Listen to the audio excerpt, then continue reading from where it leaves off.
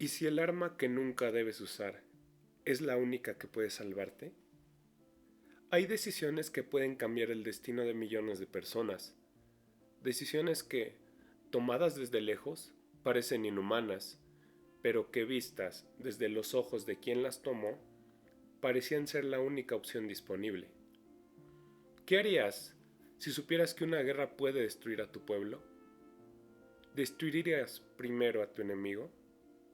¿Aceptarías sacrificar miles de vidas para salvar millones? ¿Construirías un arma capaz de destruir ciudades enteras, aun sabiendo que jamás deberías utilizarla? ¿O renunciarías a ella porque el simple hecho de poseerla podría provocar precisamente la guerra que intentas evitar? Estas preguntas aparecen una y otra vez en la ficción, y algunos de los personajes que mejor las representan son Mordin Solus, Adrian Bate, Ender Wiggin y el gran almirante Thrawn. Hay decisiones que parecen monstruosas hasta que alguien explica de qué intentaban salvarte. Entonces aparece una pregunta incómoda. ¿Seguiría pareciéndonos monstruosa si supiéramos que la alternativa podía ser todavía peor? En Mass Effect, Mordin Solus participó en una de las decisiones más controvertidas de la historia galáctica, la modificación de la genofagia. Para entender su decisión, hay que entender primero el problema. Los Krogan habían sido utilizados como soldados durante las guerras Rachni. Su resistencia física y su enorme capacidad reproductiva los convertían en una fuerza militar extraordinaria. Pero cuando la guerra terminó, aquella misma capacidad comenzó a ser percibida como una amenaza. Los Krogan se expandían, sus conflictos con otras especies aumentaban y las potencias de la galaxia temían que aquello terminara provocando otra guerra. La respuesta fue la genofagia, una alteración genética que reducía drásticamente la fertilidad efectiva de los Krogan. No los exterminaba, no los encarcelaba ni destruía sus ciudades. Simplemente hacía mucho más difícil que la población Krogan volviera a crecer. Desde una perspectiva puramente estratégica, podía parecer una solución extraordinariamente eficiente. Una guerra podía matar millones, y la genofagia podía evitarla. Pero también significaba que una especie entera había perdido parte de su futuro porque otras especies habían decidido que ese futuro era demasiado peligroso. Mordin sabía que aquello era moralmente cuestionable, pero durante mucho tiempo consideró que había sido necesario. Y aquí aparece el primer dilema. ¿Podemos justificar una decisión terrible si creemos que evita una catástrofe todavía mayor? La pregunta parece pertenecer a la ciencia ficción, pero no es así. La encontramos constantemente en la política internacional.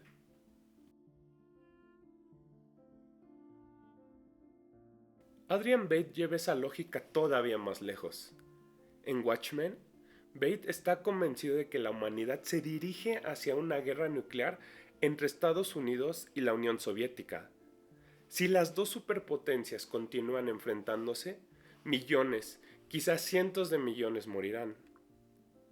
Bate decide hacer algo monstruoso.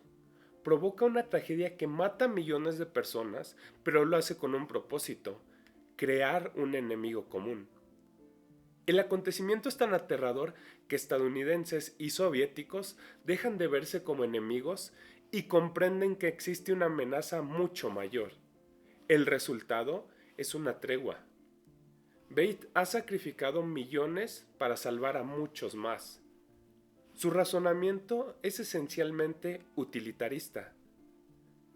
Si el resultado final es evitar una guerra mucho peor, quizá el crimen pueda justificarse por sus consecuencias. Pero hay algo particularmente inquietante en su decisión. Bate no estaba obligado a actuar, eligió hacerlo. Calculó las vidas que morirían, calculó las vidas que esperaba salvar y decidió que la primera cifra era un precio aceptable para evitar la segunda. Aquí la pregunta deja de ser simplemente ¿qué debemos de hacer para ganar una guerra? Y se convierte en ¿qué estamos dispuestos a hacer para impedir que ocurra? Ender Wiggin enfrenta un problema diferente. La humanidad cree que los insectores representan una amenaza existencial. Y por eso Ender es preparado desde niño para combatirlos. Aprende estrategia, aprende a pensar como su enemigo y aprende que cuando la supervivencia esté en juego, esperar demasiado puede significar la destrucción. Finalmente recibe una misión. Ender cree que está participando en una simulación, pero las batallas son reales y sus decisiones destruyen la civilización de los insectores. La humanidad celebra, la amenaza ha desaparecido, hasta que Ender descubre la verdad. Quizá los insectores no querían destruirlos. Quizá la guerra había sido resultado de un terrible malentendido y Ender había hecho exactamente aquello que creía necesario para evitar su propia destrucción. Aquí aparece un problema fundamental. ¿Qué ocurre si la amenaza que intentamos prevenir no era realmente una amenaza? La prevención puede salvarnos, pero también puede provocar aquello que intentábamos evitar. Y este problema será esencial cuando hablemos de armas nucleares, porque una nación no solamente debe preguntarse, ¿qué hará mi enemigo?, sino también, ¿qué cree mi enemigo que voy a hacer yo? Ahora aparece una cuarta posibilidad: no destruir al enemigo, no atacar primero y no sacrificar millones, sino conseguir que el enemigo decida que atacarte sería demasiado costoso. Eso es la disuasión. La lógica es sencilla. Si un país puede garantizar que cualquier agresión contra él provocará una respuesta devastadora, quizá el enemigo decida no atacar. No necesitas ganar la guerra, necesitas convencer al otro de que no puede ganarla sin pagar un precio inaceptable.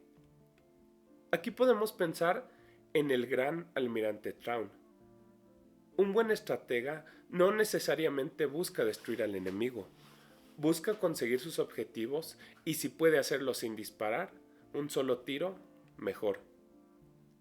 La disuasión funciona de manera parecida. El arma más efectiva puede ser aquella que nunca se utiliza, porque su función principal no es destruir, sino convencer. Y precisamente aquí entra una figura real. En 1993, poco después de la desaparición de la Unión Soviética, el politólogo estadounidense John J. Mearsheimer publicó en Foreign Affairs un artículo titulado The Case for a Ukrainian Nuclear Deterrent. Su argumento era provocador. Él sostenía que Ucrania debería conservar y desarrollar una capacidad nuclear propia. ¿Por qué? Porque Ucrania se encontraba junto a Rusia. Rusia era mucho más poderosa convencionalmente y además era una potencia nuclear. Mearsheimer consideraba que una Ucrania sin armas nucleares podía ser vulnerable a una futura agresión rusa. La solución que proponía era precisamente la disuasión. Si Rusia sabía que Ucrania podía responder con armas nucleares, quizá nunca se atrevería a atacarla. Pero para entender por qué llegó a esa conclusión, tenemos que regresar a 1991. Cuando la Unión Soviética desapareció, Ucrania se convirtió en un estado independiente, pero dentro de su territorio quedaron enormes cantidades de armamento soviético. Entre ellas se encontraba, Mearsheimer habla de aproximadamente 4.000 cabezas nucleares en territorio ucraniano. Estas armas nucleares tácticas fueron trasladadas a Rusia durante 1992.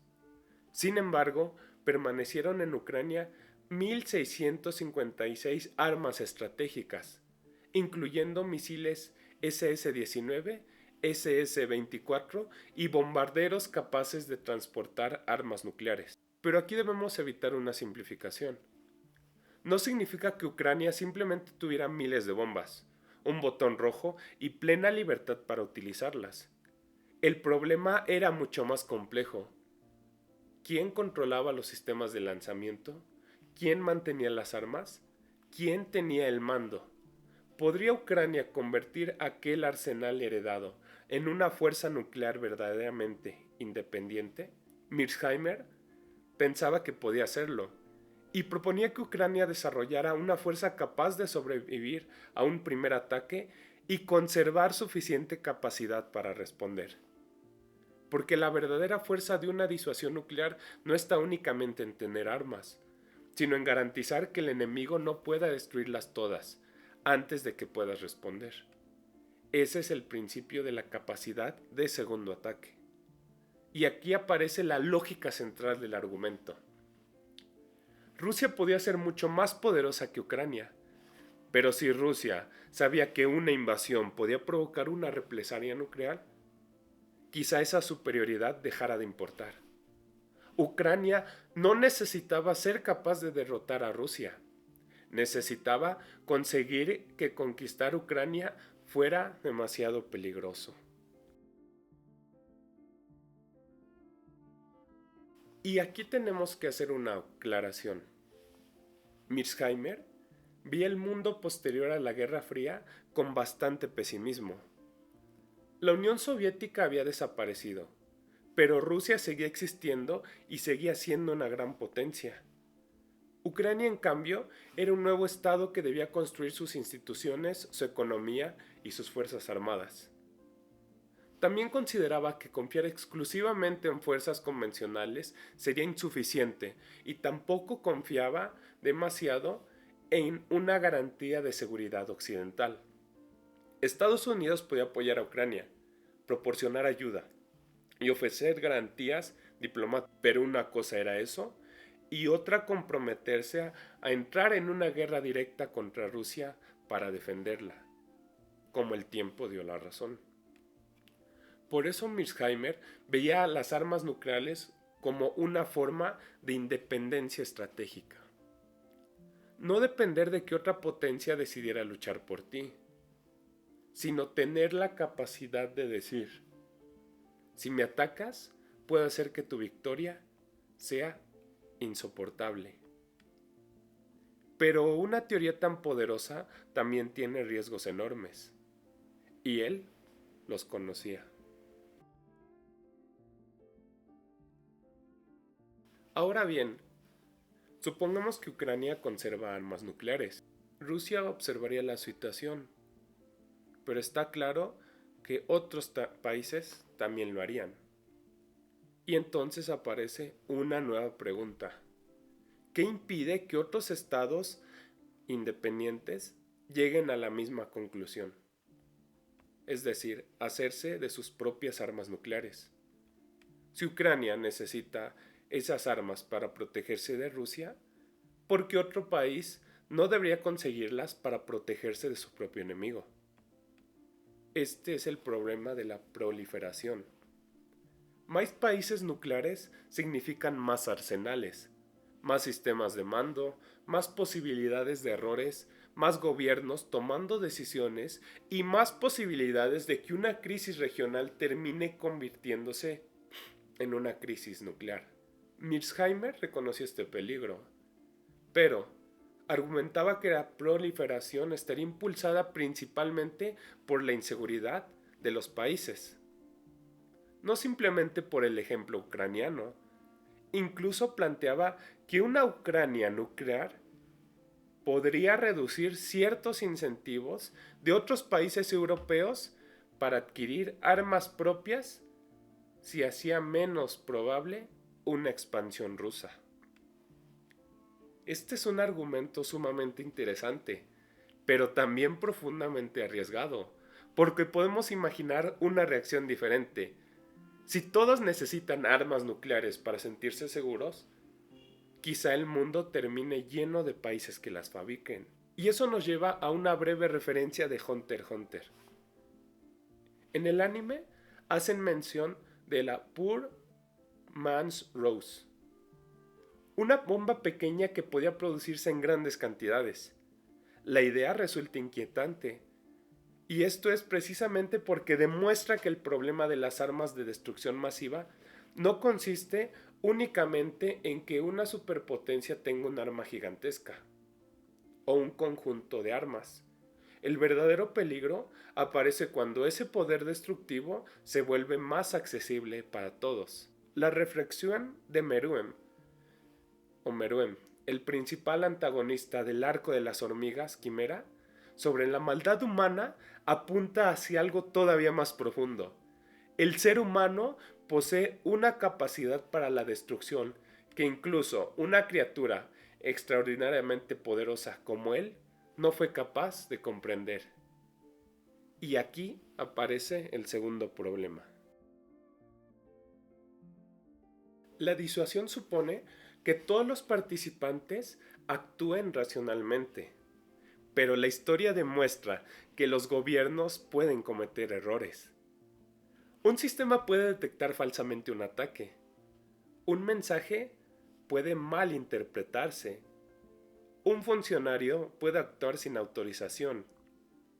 Una crisis puede producir decisiones precipitadas, o un gobierno puede sobreestimar las intenciones del enemigo. Y una vez que existen armas nucleares, un solo error puede tener consecuencias irreversibles. Mearsheimer reconocía precisamente los riesgos de accidentes, uso no autorizado, apropiación por terroristas, esto es importante, y decisiones irracionales asociadas con la proliferación nuclear. Aquí aparece una diferencia fundamental entre una guerra convencional y una guerra nuclear. En una guerra convencional puedes equivocarte y todavía tener tiempo para corregir el error. En una crisis nuclear quizá no. La decisión puede tener que tomarse en minutos. Por eso, la disuasión es una apuesta. Una apuesta a que durante años, pueden ser décadas o generaciones, nadie se equivocará. Nadie perderá el control. Nadie decidirá atacar primero. La disuasión necesita funcionar siempre.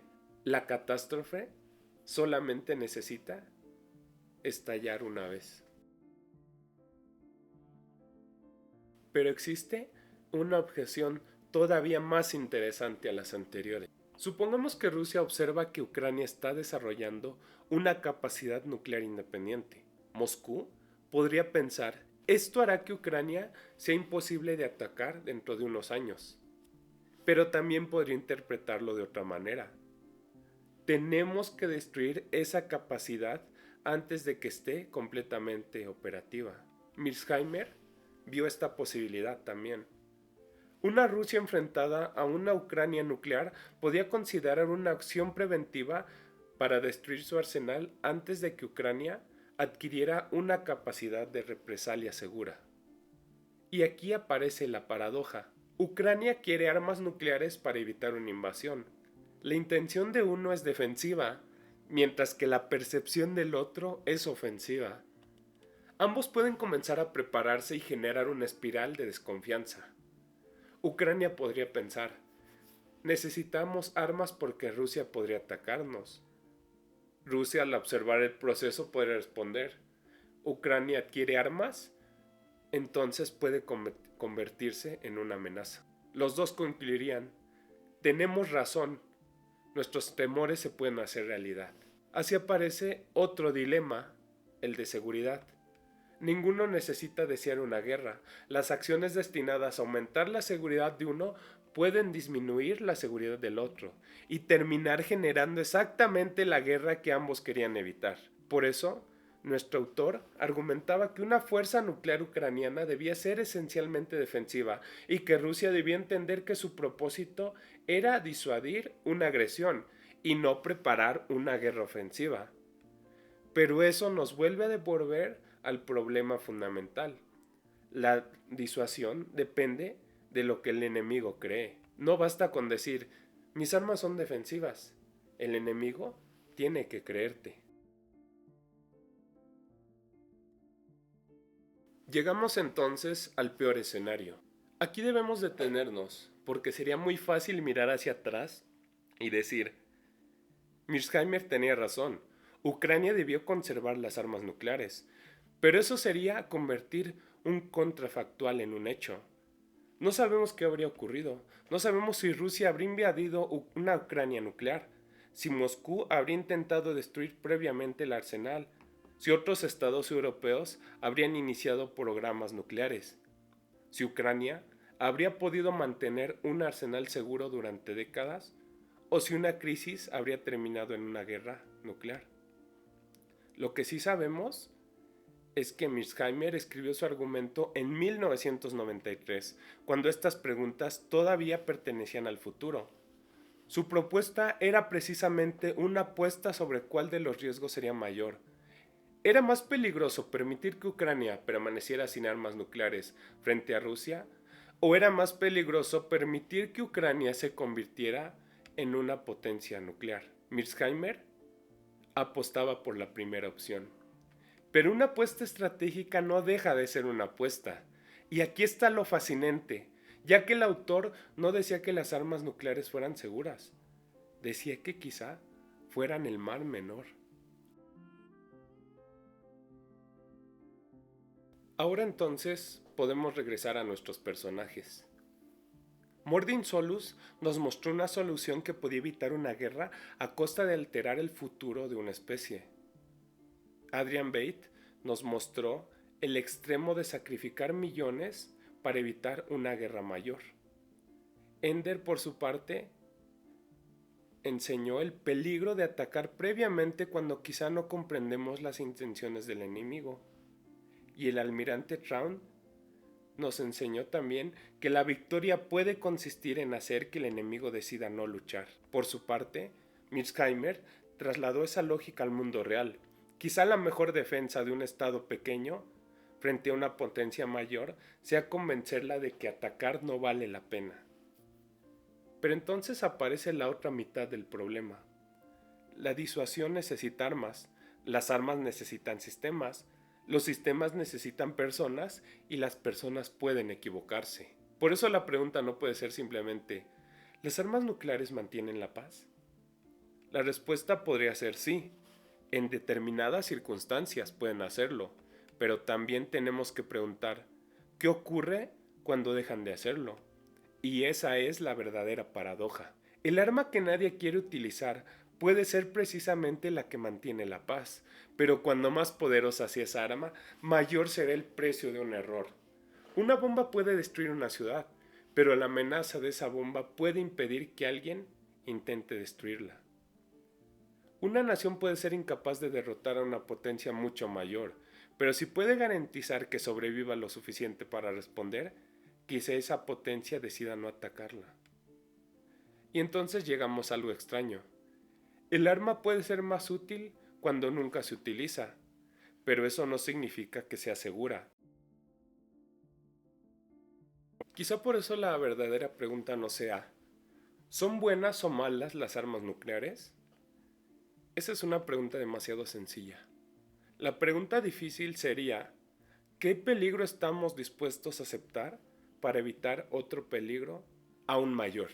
Mordin respondió, sacrifiquemos el futuro antes de arriesgar una guerra. Bate respondió, sacrifiquemos millones para salvar a los demás. Ender respondió, destruyamos al enemigo antes de que pueda destruirnos. Traun respondería, hagamos que el enemigo decida no atacar. Y Mearsheimer llevó esa última idea a una nación real.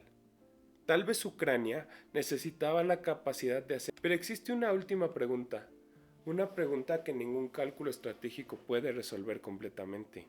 ¿Qué ocurre cuando ponemos un poder inmenso en manos de seres humanos imperfectos? Quizá esa sea la parte más inquietante de este asunto. No necesitamos imaginar un villano, tampoco necesitamos imaginar a alguien que quiere destruir el mundo, como en la ciencia ficción. Solo necesitamos imaginar, pensar en una persona equivocándose, una orden malentendida, una alarma falsa, un cálculo incorrecto, un miedo o un minuto de pánico.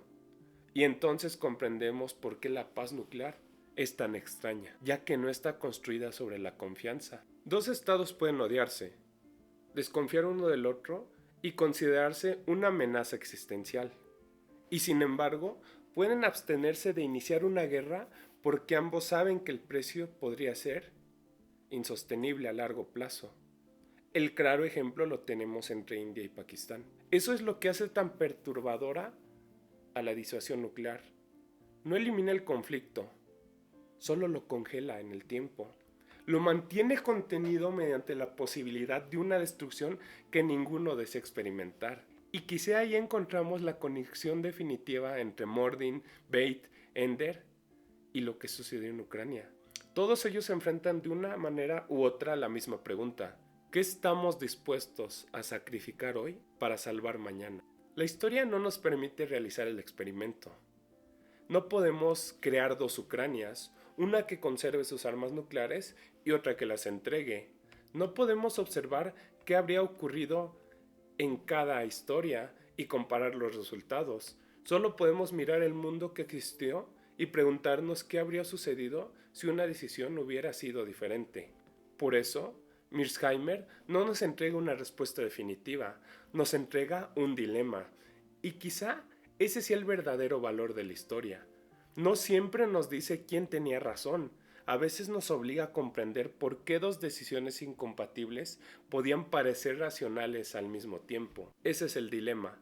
Y es también la razón por la que las grandes decisiones estratégicas rara vez pueden reducirse en buenas o malas. ¿Las armas nucleares son buenas? El argumento es mucho más incómodo que eso. Quizá, en determinadas circunstancias, el riesgo de no tenerlas sea mayor que el riesgo de poseerlas. Pero comprender una decisión no nos obliga a aceptarla, porque quizá la pregunta más difícil no sea descubrir cuál es la opción correcta, quizá sea decidir qué clase de mundo estamos dispuestos a construir cuando intentamos evitar el peor de todos los escenarios posibles. Y ahí mismo termina la paradoja. La paz puede mantenerse porque tenemos la capacidad de destruirla.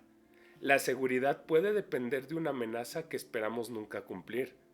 Y el arma que nadie quiere utilizar puede ser precisamente el arma que todos creen necesitar. Porque a veces la paz no consiste en eliminar la capacidad de destruirnos. Consiste en convencer al otro de que nunca debe obligarnos a hacerlo.